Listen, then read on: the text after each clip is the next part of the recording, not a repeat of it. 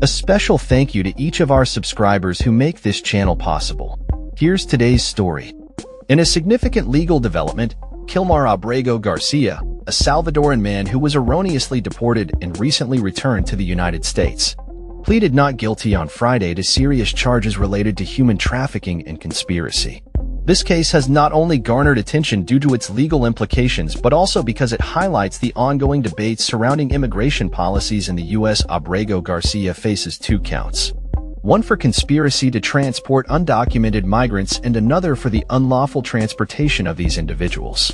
The indictment, which was sealed until recently, was issued by a grand jury in Tennessee and stems from allegations that span nearly a decade, from 2016 to 2025.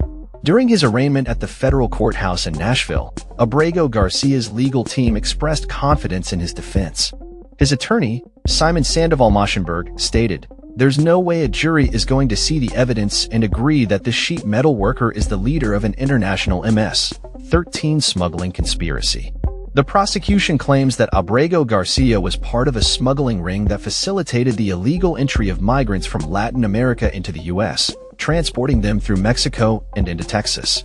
The indictment alleges that he and a co-conspirator devised cover stories to explain their actions to law enforcement, asserting that they were merely transporting individuals for construction work.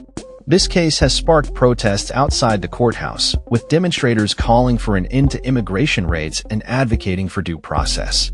Abrego Garcia's family, including his wife, were present at the hearing, underscoring the personal stakes involved in this high-profile case.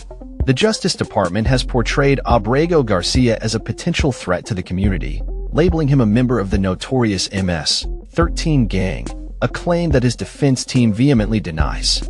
They argue that the Trump administration has misused its power in this situation, alleging a pattern of delay and secrecy in the handling of his case. After being deported to El Salvador in March, Abrego Garcia's legal team took action, ultimately leading to a Maryland judge ordering his return to the U.S. in April.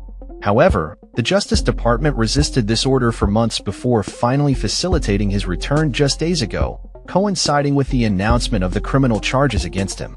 The legal battle has been contentious, with Abrego Garcia's attorneys seeking to keep the civil case regarding his return active, despite the government's claims that the matter is now moot.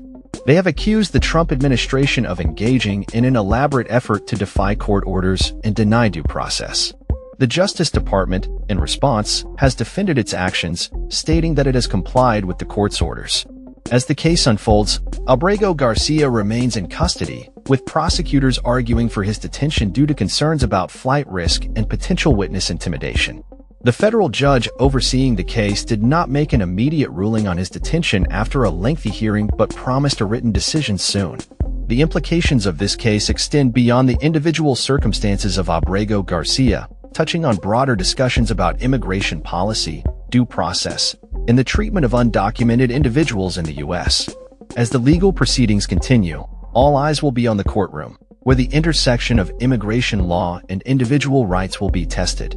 That's all for this story. We upload videos every day covering many different subjects, so hit that subscribe button to stay informed. Thanks for watching.